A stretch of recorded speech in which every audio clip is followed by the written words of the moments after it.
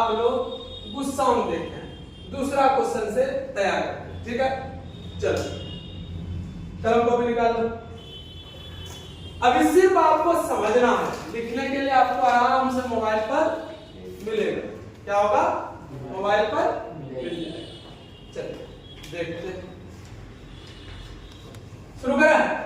बोलता है एक पिंड है, एक पिंड का मतलब कोई वस्तु है जो 20 मीटर प्रति सेकंड की वेग से चलना प्रारंभ करता है। यदि इसका त्वरण 2 मीटर प्रति सेकंड हो तो 10 सेकंड के बाद पिंड का वेग होगा। हमको बोलना यह चाह रहा है कि ये मान लिया जाए आपके पास एक वस्तु है जो पहले कितना गति से चल रहा है, 20 मीटर प्रति सेकंड के वेग से। तो भैया ये वेग क्या कहलाएगा आपका? यू कहलाएगा। बोलो हाँ या ना? क्या कहलाएगा? यू कहलाएगा। अच्छा, इस वस्तु का त्वरण कितना दे रखा है? 2 मीटर प्रति सेकंड स्क्वायर। ये त्वरण आ गया। समय कितना दे रखा है? t बराबर 10 सेकंड। चलिए लाल बात गोपाल, तब आप हमको ये बताइए कि भाई साहब इसका क्या बोलते हैं हम लोग, क्या बोलेंगे इसको? जोर से बोलो। अंतिम वेग क्या है? क्या बोला है? अंतिम वेग क्या है?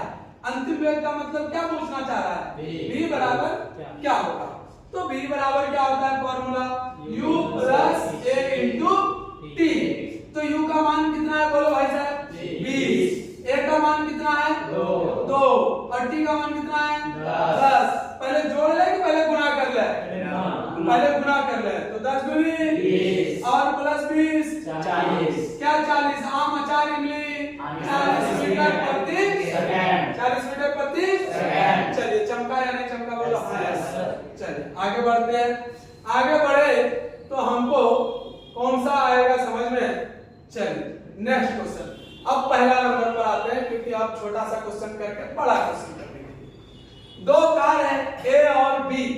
ए का चाल 60 किलोमीटर प्रति घंटा है, बी का चाल 45 किलोमीटर प्रति घंटा है। बी के सापेक्ष ए का आपेक्षिक वेग क्या है यदि दोनों कार पूर्व की ओर गतिमान है? भाई साहब आप सिंपल सी बात बताइए, जब दो कार चल रहा है, जब दो कार चलेगा, लॉजिक से सोचिए, ये एक कार है और ये दूसरी कार है, दोनों कौन सी दिशा में चल रही है? पूरब की ओर।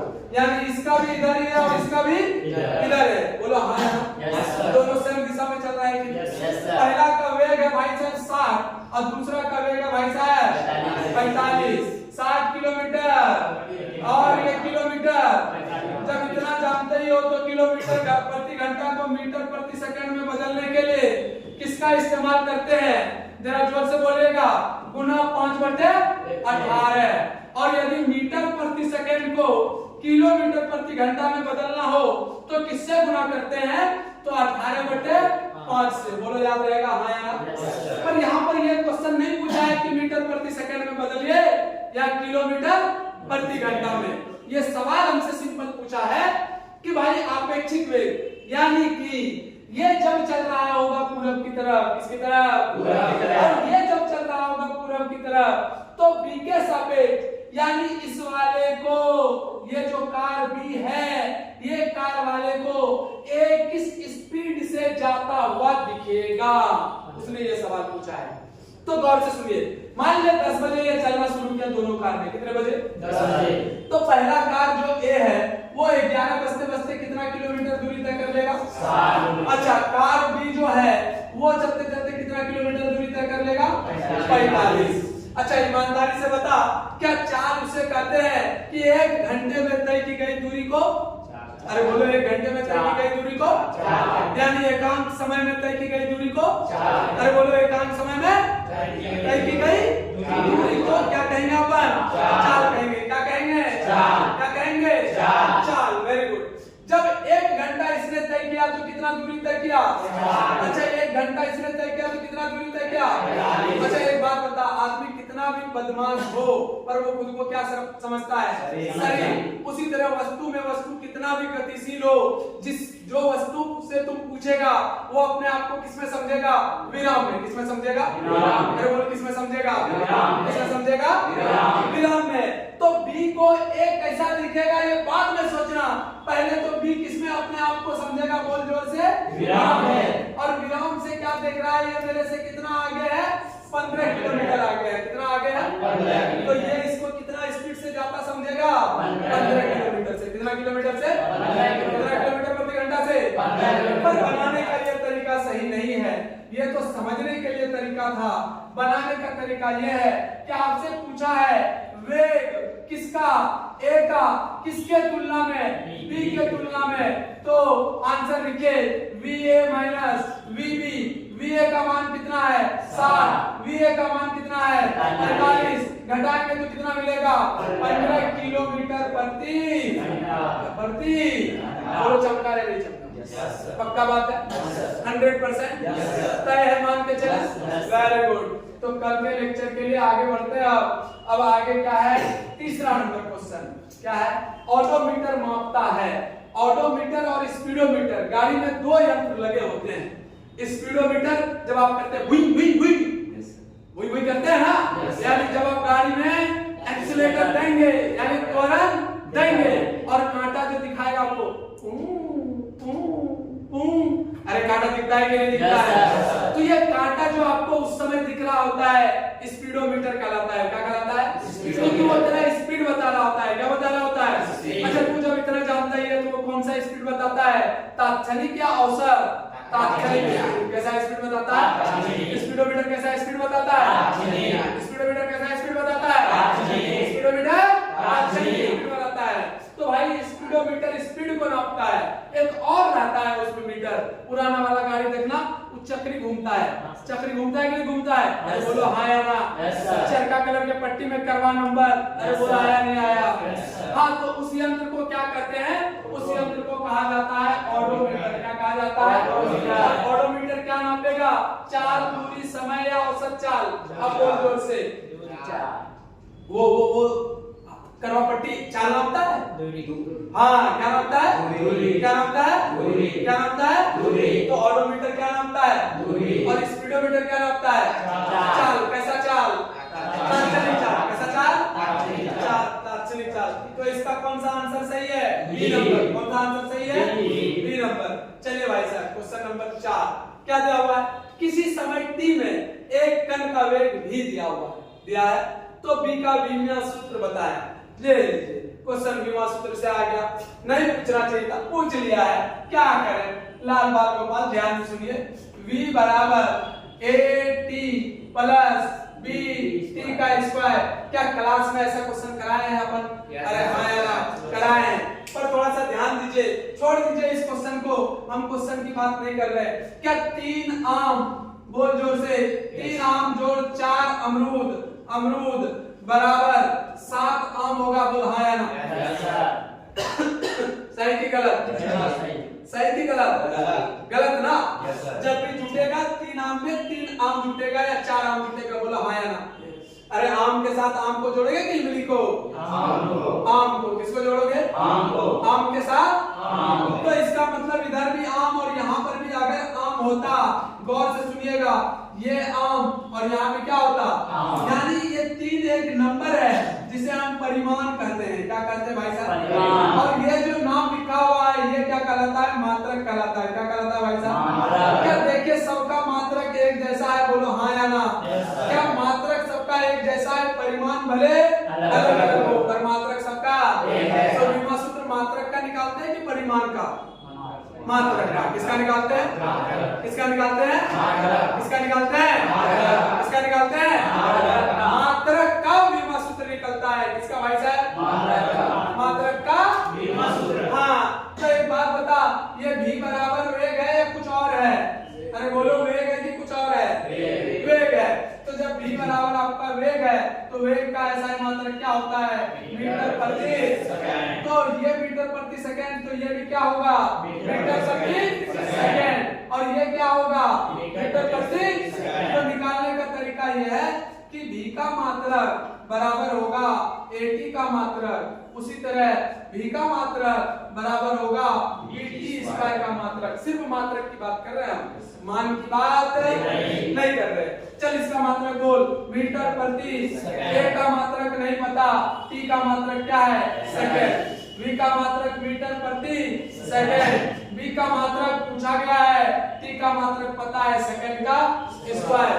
हमको क्वेश्चन ये वाला पूछा है तो इसको लिख देंगे मीटर बटे सेकंड और ये सेकंड नीचे आ जाएगा तो क्या हो जाएगा सेकंड का स्क्वायर बराबर क्या लिखेंगे लाल बाल गोपाल, तो बी लिखेंगे। क्या लिखेंगे बी।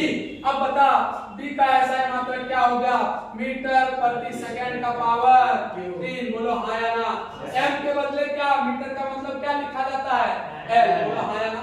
मीटर के बदले क्या लिखा जाता है मीटर के बदले क्या लिखा जाता है और समय के बदले क्या लिखा जाता है भाई साहब डी का पावर -3 एल का पावर। ब्रैकेट में बंद करना है कौन सा ब्रैकेट बड़ी ब्रैकेट। देख इसमें कोई सा है क्या आंसर कौन सा है डी नंबर। क्या चमका या नहीं चमका अरे बोला हाँ या ना। चल इधर देख लेते हैं इधर मीटर बटे क्या लिखूं मैं सेकंड इधर a इनटू क्या लिखूं तो a बराबर क्या लिख सकता हूं मीटर बटे सेकंड का स्क्वायर। क्या मीटर बटे सेकंड का स्क्वायर का मतलब मीटर सेकंड का पावर -2 लिखूं मैं हाँ या ना। अगर ऐसा है तो मीटर के बदले विमा सूत्र में और s के बदले विमा सूत्र में t का पावर कितना लगाऊं तो क्या ब्रैकेट से बंद कर दूं। बोलो हाँ या ना। आया कि नहीं आया अरे नहीं आया आया। चलिए ठीक है तो यहाँ से a का विमा सूत्र और यहाँ से a का विमा सूत्र चमका बोलो हाँ चलिए ठीक है आगे बढ़े हम बताएंगे जब आपको पढ़ना होगा। एक फुटबॉल को हवा में ऊर्ध्वाधर दिशा में u वेग से फेंका जाता है। कितने वेग से फेंका जाता है u वेग से। फुटबॉल का उच्चतम बिंदु पर वेग होता है क्या होगा वेरी गुड। कैसे पता चला आपने किसी गेंद को फेंका होगा अरे हाँ ना ये गेंद को जैसे ही आप फेंके होंगे चल रहा होगा जब वो अधिकतम ऊंचाई पर होगा। अब इससे ज्यादा ऊपर वो नहीं जा सकता। अगर अब इससे ज्यादा ऊपर नहीं जा सकता इसका मतलब इस जगह इसका वेग ऊपर वाला खत्म हो गया। बोलो हाँ इसका मतलब अंतिम वेग क्या हो गया इसका जीरो। तो कहां पर आंसर है सी नंबर। बोलो चमका या नहीं चमका। चलिए क्वेश्चन नंबर 7 क्या दिया हुआ है क्वेश्चन। एक धावक r त्रिज्या के वृत्तीय पथ पर एक चक्कर 40 सेकंड में पूरा करता है। क्या ये क्वेश्चन हमने कभी बनाया है अरे बोलो हाँ ना हाँ ठीक है। कौन सा पथ है वृत्ताकार पथ। कैसा पथ है भाई वृत्ताकार। ये लो वृत्ताकार पथ।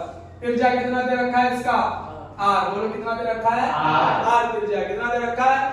अगर वो यहाँ से चलना शुरू करता है तो एक चक्कर कब पूरा करेगा चक्कर पूरा हुआ कि नहीं हुआ। क्या ये देरी कितना लगाता है 40 सेकंड। कितना लगाता है 40 सेकंड। एक चक्कर पूरा करने में 40 सेकंड तो 2 मिनट 20 सेकंड बाद उसका विस्थापन होगा।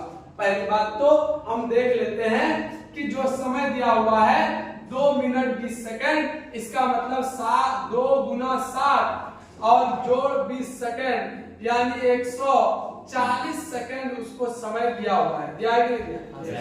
एक चक्कर में 40 तो 140 सेकंड में कितना चक्कर तो 140 बटे 40। बोलो हाँ या ना। तो यहाँ से ये कटा 2 दूनी 4 2 से 1 जा 14 यानी 3.5 चक्कर। बोलो हाँ कि ना। एक चक्कर पूरा किया विस्थापन 0। दूसरा चक्कर पूरा किया विस्थापन 0। तीसरा चक्कर पूरा किया विस्थापन 0। अब चौथा नहीं पूरा करके वो यहीं पर खत्म कर देता है। बोलो हाँ कि ना। इसका मतलब ये वाला दूरी ही उसका विस्थापन होगा। अरे आया नहीं आया तो ये वाला दूरी कितना है 2r क्योंकि यहाँ से यहाँ r तो यहाँ से यहाँ r तो r मिलाकर कितना r 2r। तो इसका बी नंबर करेक्ट ऑप्शन। बोलो चमका कि नहीं चमका। चलिए 8 नंबर क्वेश्चन। यदि कोई वस्तु वृत्ताकार पर एक समान गति से चलती है तो हम उसके वेग के बारे में क्या कह सकते हैं। देखो वेग सदिश राशि है कि अदिश राशि सदिश राशि। अगर कोई वृत्ताकार पथ पर चल रहा है तो कभी देखो दिशा लगातार बदल रहा है कि नहीं बदल रहा है बदल रहा है अरे बदल रहा है कि नहीं बदल रहा है। अगर लगातार दिशा बदलेगा तो वेग भी बढ़ेगा ठीक है। बोलते ये बदल रहा है। किसी वाहन का स्पीडोमीटर अभी तो बताए थे क्या नाम होता है तात्क्षणिक वेग।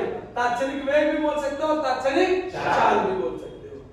ऋणात्मक त्वरण क्या कहते हैं मंदन। क्या कहते हैं मंदन। ऋणात्मक त्वरण को क्या कहते हैं मंदन। ऋणात्मक त्वरण को मंदन। एक समान गति वेग से गति करता हुआ वस्तु में त्वरण कितना होता है 0। क्या होता है एक समान त्वरण से अगर कोई एक समान समान वेग से कोई चल रहा है तो त्वरण क्या होगा? जीरो। त्वरण क्या होगा? जीरो। हाँ, क्योंकि त्वरण ये है जो वस्तु के वेग को बदलता है। क्या करता है?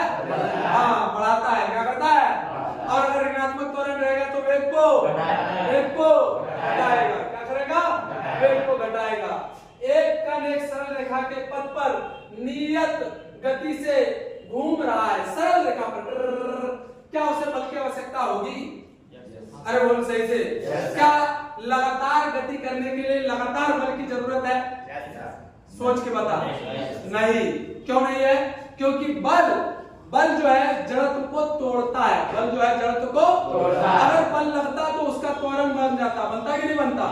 और जब त्वरण बनता तो उसका वेग, अरे किसी को लगातार ऐसे धक्का देते जाएंगे तो उसका वेग धीरे धीरे बढ़ेगा कि घटेगा? अगर कोई लगातार एक ही वेग से चल रहा है तो इसका मतलब गति जड़त्व में है कि विराम जड़त्व में?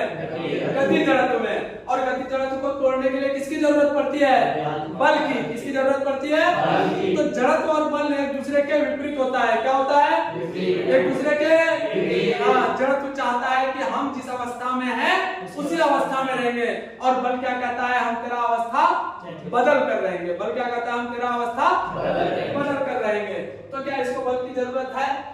और इसके लिए बल की आवश्यकता नहीं होगी। इसकी दिशा बदलने के लिए तो बल की जरूरत है। इसका गति को कम करने के लिए भी बल की जरूरत है। इससे एक समान वेग से गति कराने के लिए बल की जरूरत नहीं है। हाँ, ठीक है। क्वेश्चन नंबर 13, जब किसी वस्तु की गति बदल रही होती है तो वस्तु क्या अनुभव करता है? त्वरण। क्या अनुभव करता है?